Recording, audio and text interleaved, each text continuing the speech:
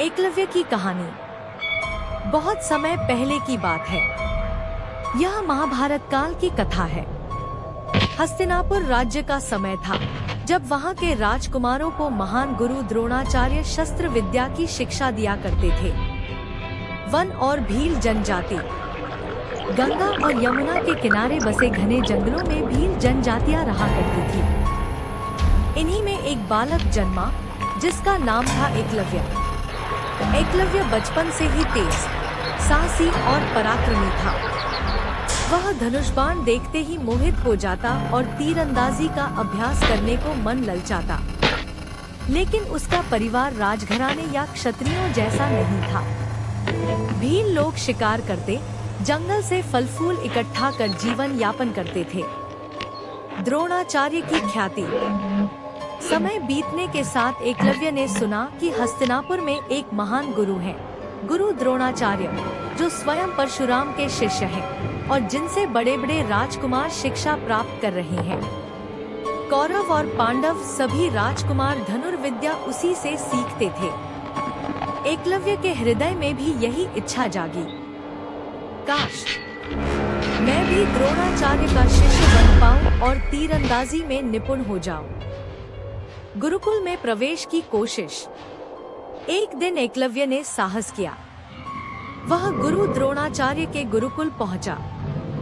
दूर दूर तक फैला हुआ आश्रम, राजकुमारों की पंक्तियां और शस्त्र विद्या का अभ्यास देखकर उसकी आंखें चमक उठीं। वह गुरु द्रोण के पास पहुंचा और चरणों में गिरकर बोला, गुरुदेव, मैं आपका शिष्य बनना चाहता हूँ। कृपया मुझे भी धनुर्विद्या की शिक्षा दें। गुरु द्रोण ने देखा कि यह तो वनवासी भील जाति का बालक है। द्रोणाचार्य का मन दुविधा में पड़ गया। वे जानते थे कि यदि उन्होंने एकलव्य को शिक्षा दी तो वह महान धनुर्धर बन सकता है। लेकिन उन्होंने राजाओं और हस्तिनापुर के राजकुमारों से वचन दिया था कि वे केवल उन्हें ही शिक्षा देंगे। उन्होंने कठोर स्वर में कहा, बालक, मैं राजाओं का गुरु हूँ, तुम्हें शिक्षा नहीं दे सकता। तुम अपने वन लौट जाओ। एकलव्य का संकल्प। गुरु द्रोण की बात सुनकर एकलव्य का हृदय दुख से भर गया, लेकिन उसका आत्मविश्वास नहीं टूटा। उसने सोचा, यदि गुरु मुझे स्वीकार नहीं करते तो भी मैं उन्हें ही अपना गुरु मानूंगा। एकलव्य जंगल लौट आया। मिट्टी और लकड़ियों से उसने गुरु द्रोण की मूर्ति बनाई। वह मूर्ति के सामने प्रणाम कर रोज अभ्यास करने लगा। स्वाध्याय और अभ्यास।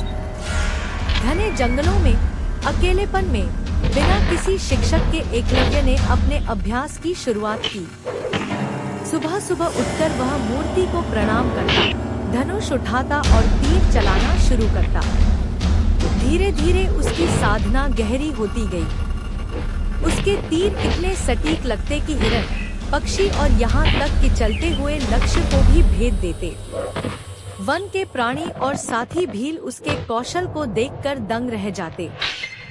गुरु दक्षिणा की परीक्षा। कुछ समय बाद एक दिन गुरु द्रोण और पांडव शिकार करने वन में आए।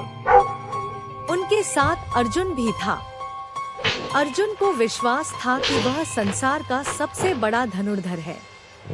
तभी उन्होंने देखा एक कुत्ता बिना किसी आघात के लेकिन पूरी तरह तीरों से मुंह बंद किए खड़ा है। यह देखकर सब चकित रह गए। द्रोणाचार्य ने सोचा, यह अद्भुत कारनामा किसने किया होगा। तभी सामने आया एकलव्य, साधारण वस्त्रों में, लेकिन आंखों में तेज और हाथ में धनुष बाण लिए। गुरु द्रोण ने पूछा, बालक, तुम कौन हो और यह अद्भुत तीरंदाजी कहाँ सीखी? एकलव्य ने हाथ जोड़कर कहा, गुरुदेव, मैं आपका ही शिष्य हूँ। मैंने आपकी मूर्ति बनाकर साधना की है और उसी से सीखा है। अर्जुन की चिंता और द्रोण की मांग। यह सुनकर अर्जुन के मन में ईर्ष्या जागी। वह सोचने लगा, गुरु ने तो वचन दिया था कि वे मुझे सबसे बड़ा धनुर्धर बनाएंगे। लेकिन यह तो मुझसे भी बड़ा सिद्ध हो सकता है। अर्जुन ने गुरु से कहा, गुरुदेव, आपने मुझसे वचन दिया था, अब यह बालक आपके नाम से बड़ा धनुर्धर कहलाएगा। गुरु द्रोणाचार्य असमंजस में पड़ गए। वे जानते थे कि एकलव्य असाधारण प्रतिभाशाली है, लेकिन अपने वचन और अर्जुन के भविष्य को ध्यान में रखते हुए उन्होंने एक कठोर निर्णय लिया। उन्होंने एकलव्य से कहा, यदि तुम मेरे शिष्य हो तो मुझे गुरुदक्षिणा देनी होगी। एकलव्य ने विनम्रता से उत्तर दिया, गुरुदेव, आदेश दीजिए, मैं प्राण देकर भी आपकी सेवा करूंगा। द्रोण ने कहा, मुझे तुम्हारा दाया अंगूठा गुरुदक्षिणा में चाहिए। एकलव्य का बलिदान। क्षण भर के लिए वातावरण स्तब्ध हो गया। सभी सोचने लगे कि यह तो एक धनुर्धर के लिए सबसे बड़ा आघात है, लेकिन एकलव्य के चेहरे पर कोई शिकन नहीं आई। उसने प्रणाम किया, बिना देर किए अपना दाया अंगूठा काटकर गुरु के चरणों में अर्पित कर दिया। रक्त बहने लगा, लेकिन उसके चेहरे पर संतोष की आभा थी। उसने कहा, गुरुदेव, अब भले ही मैं अंगूठा रहित हूँ, पर आपका शिष्य कहलाना मेरे लिए सबसे बड़ा सौभाग्य है। एकलव्य की विरासत। अंगूठा कट जाने के बाद भी एकलव्य ने अभ्यास नहीं छोड़ा। उसने अपने बाएं हाथ और दूसरी उंगलियों से धनुष चलाना सीखा।